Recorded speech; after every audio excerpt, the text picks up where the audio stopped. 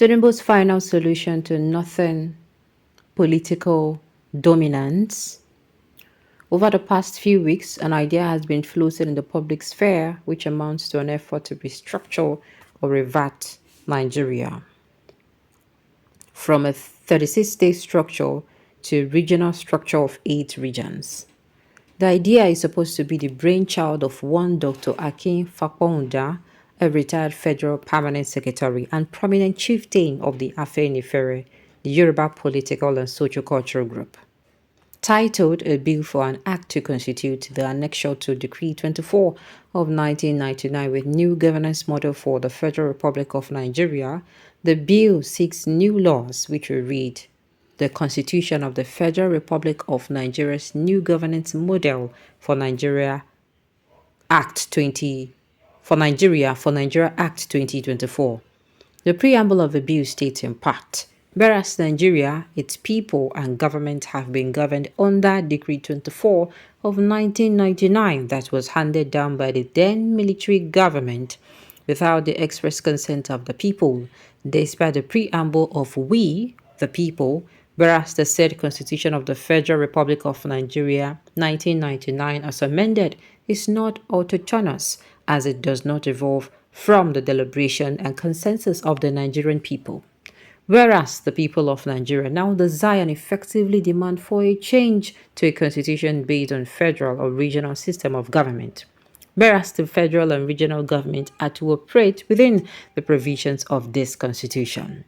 It is within the discretion of the ethnic blocs within the state that constitute a given region to aggregate or disaggregate as provinces, divisions, and districts while being in control of their affairs without let or hindrance at whatever level of governance. Although the House of Representatives have disowned the bill and stated emphatically that the proposed legislation had not been presented before it for deliberation, it was curious that the drafter of the bill, Dr. Fakbohuda, claimed that he had been chosen to send the proposed law to President Tinubu, who will be expected to present it to the National Assembly as an executive bill. Along with the bill came a map of the proposed 8 regional structures, complete with state and geopolitical delineations of the regions. A very interesting feature of a new proposed structure was the removal of certain areas of the present geopolitical regions to other regions that were never part of it since the dawn of modern Nigerian history. Other regions which had existed as a bloc were to be balkanized into unmanageable political units as to make a nonsense of whatever the region was all about. My initial instinct was to treat the entire thing offhand as the work of nihilists who have always proven to be bereft of deep and useful knowledge of the history and geography of the Nigeria they tend to restructure. But I was drawn to the wordings of the bill, in which its promoters claimed, and in quote, whereas the people of Nigeria now desire and effectively demand for a change to a constitution based on a federal and regional system of government. As I really did not know when the people of Nigeria came to formally deliberate and reach a consensus on this critical structure of governance, I was at a loss of how Dr. Fakbonda and his associate could promote this as the opinions of Nigerians. I was more baffled than the promoters could then think to present this to President Tinubu to in turn present it as an executive bill to the National Assembly. The question that naturally arose is, how is President Tinubu mixed up in all of this? Is he the originator of this bill? Some sleight of hand arrangement? Is he aware that by getting involved in this patiently sectional agenda that clearly does not represent the views of majority of Nigerians, he is undermining the very constitution that he swore on and which formed the foundation of the powers he presently exercises as President and Commander-in-Chief of the Armed Forces of the Federal Republic of Nigeria?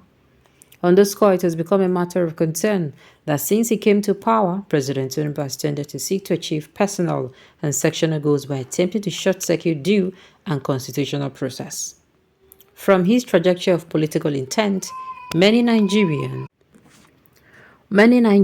have now come to the belief that President Tinubu harbors an agenda to pursue a political restructuring that will make him the undisputed political figure in the country, not at the political mercy of any political figure and geopolitical region, and strategically critical in the Tinubu political zero-sum game is to seek to politically decimate the formidable northern political bloc, which is the only bloc that can effectively checkmate its untoward political ambitions. The feelers the president is receiving clearly are that he has lost the political favor of the northern political bloc, and it is not likely to repeat the victory he won there in the 2027 presidential election. So the next plan of action is to checkmate the rise of any potential northern political figure that will rival and wrest the presidency from him. Additionally, the next spur in the agenda is to seek to cut the influence and dominance of the northern bloc in Nigerian politics, thereby clearing the way for the total political capture of the Nigerian state by President Tinubu and his closest political associates to do as it pleases without recourse to the support of any political figures or regional groups. Without being told, this is a desperate and dangerous political gamble fraught with uncertainties.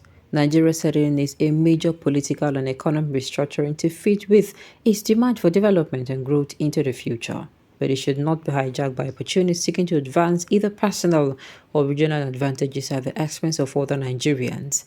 The process to arrive at this must be truly inclusive, representative, consensual, and legal. For this reason, the National Assembly, as it has done in the past to deny similar cappers like former President Obasanjo third-term Gambo, must remain steadfastly vigilant and reject totally this proposed regionalism bill, which is clearly lacking in the necessary merit that such a critically national legislation requires. My head just they turn me up and down. My head they turn me. Plenty English like this these days. Waiting person carry for head plenty. No, don't laugh at me. If Tinubu spearhead the move towards regional government structure, I will cease criticizing him. In fact, this will be his best achievement in office. We cannot afford to continue this stupid structure. This is a desperate and dangerous political game fraught with uncertainties. The 6 geopolitical zones are okay for both regional or whatever they are. Northeast, Northwest, North Central, Southwest, Southeast, South. Anything short this lack merit. Yes, lacks merit. So now, I don't know whether the Northerners they bring this idea or I don't understand. Sincerely, at this point, make we they listen. You see why some of they listen to news. If they look on one day, tell us say they don't sell everybody. Yeah? But they don't sell this country. It's not funny. Those who are benefiting from this status quo can never support. You understand? Even when I'm saying, okay, regional system of government is okay, but why is this person sounding like it's something that is not okay? I use God beg also. Even me, we read this thing. I not go lie for you. I will need to go over it again to understand it. Now I have to. Let me bookmark it. Alright, on this note, we've come to the end of the news. So thank you for tuning in to listen until I come your way next time.